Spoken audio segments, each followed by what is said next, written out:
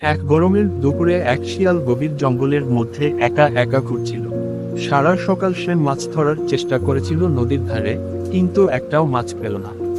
তারপর সে বনের ভেতর গর্ত খুঁড়ে কিছু খাবার খুঁজে বের করতে চেষ্টা করলো, কিন্তু তাতেও সফল হলো না। সে একটা পাথরের নিচে গিয়ে খুঁজল, শুকনো পাতার নিচে নাক গুজল, এমনকি গাছের গুড়ির ভেতরেও দেখলো যদি কোনো ছোটখাটো খাবার পাওয়া যায়। কিন্তু কিছুই মিলল না। সে ভাবল, আজ বোধহয় আমার খুব দুর্ভাগ্য।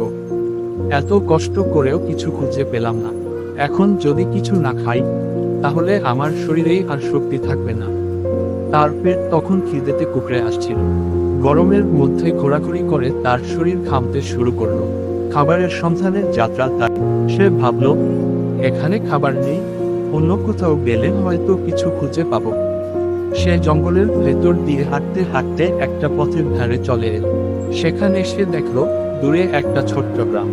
গ্রামের কাছে একটা সুন্দর সবুজ বাগান, চারদিকে গাছপালা, বড় বড় ফলের গাছ, আর পাখির ডাক শোনা যাচ্ছে। শিয়ালের মনে একটু আশা জাগলো। সে ভাবলো, এখানে যদি কোনো সুস্বাদু ফল পাই, তাহলে খুব ভালো হয়। সে ধীরে ধীরে বাগানের দিকে এগিয়ে গেল।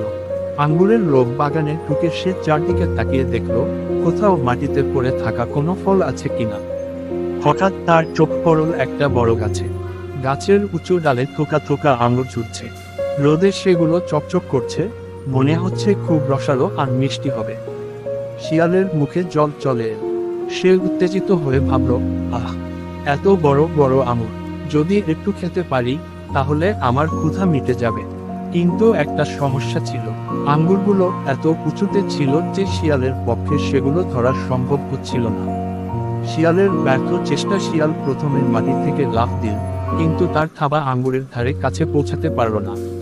সে একটু পিছিয়ে গেল, তারপর দৌড়ে এসে আবার লাফ দিল, কিন্তু এবারও ব্যর্থ হলো। সে সহজে হাল ছাড়ার পাত্র নয়। সে ভাবল, আর একটু চেষ্টা করি, হয়তো এবার পারবো। সে আবার লাফ দিল, আবার চেষ্টা করলো। অনেকক্ষণ ধরে একইভাবে চেষ্টা করতে করতে তার শরীর ক্লান্ত হয়ে পড়ল, কিন্তু আঙ্গুর তখনও তার ধরা ছোঁয়ার বাইরে রয়ে গেল। অবশেষে হতাশায় অনেক চেষ্টা করেও যখন সে আঙুর পেতে পারল না, তখন তার মেজাজ বিগড়ে গেল। সে কিছুক্ষণ চুপ করে দাঁড়িয়ে থাকলো, তারপর হতাশ হয়ে বলল, আহ, এসব আঙুর নিশ্চয় টক। আমি এমন টক ফল খাই না। এত কষ্ট করে পাওয়ার চেয়ে না পাওয়াই ভালো। এই বলে সে গম্ভীর মুখে বাগান ছেড়ে অন্য কোথাও খাবারের খোঁজে চলে গেল।